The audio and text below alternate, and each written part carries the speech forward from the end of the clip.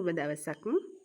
අද මම ඔයාලත් එක්ක කතා කරන්න බලාපොරොත්තු වෙන්නේ ගර්භණී මව්වරුන්ට, කිරි දෙන මව්වරුන්ට පවතින ප්‍රධානතම ගැටලුවක් ගැන.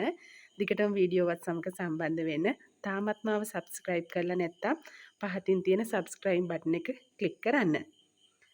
ගර්භණී මව්වරුන්ට, කිරි දෙන මව්වරුන්ට පවතින ප්‍රධානතම ගැටලුවක් තමයි තමන්ගේ පියයුරු වල ප්‍රමාණය. ගර්භණී මව්වරු, කිරි දෙන මව්වරු නිතරම සිතනවා තමන්ගේ පියයුරු වල ප්‍රමාණය. මව්කිරි ලබා දීමේදී ගැටලු මතුවේද කියලා. ඒ කියන්නේ කුඩා පියයුරු සහිත අම්මලා හිතනවා තමන්ගේ පියයුරේ ඇතිතරම් කිරි නිෂ්පාදනයක් වෙයිද තමන්ගේ දරුවන්ට කිරි ලබා දීමට.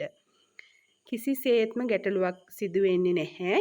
පියයුරු වල ප්‍රමාණය තීරණය වෙන්නේ මේද ස්තරය මත නැත්ව කිරි නිෂ්පාදනය වෙන පටක මත නෙවෙයි.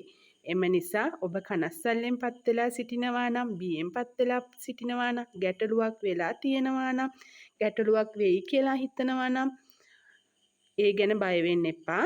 පියයුරු කෙසේ වුවත් මව්කිරි ලබා දීමේදී ඒ ගැටලුවක් බවට පත් වෙන්නේ නැහැ. ඒ නිසා ඔබේ පියයුර විශාල වුවත්, කුඩා වුවත්, ගිලුණු තනපුඩු පැවතුවත්, විවිධාකාරයේ පියයුරුවත් මව්කිරි ලබා දීමේදී ගැටලුවක් ඇති වෙන්නේ තමන්ගේ පියයුරේ තමන්ගේ දරුවාට ඇතිතරම් කිරි නිෂ්පාදනයක් සිද්ධ වෙනවා. ඒ නිසා සූපු තියෙන බෝතල් වැනි ආදේශක ද්‍රව්‍ය භාවිතා කිරීමෙන් වළකින්න.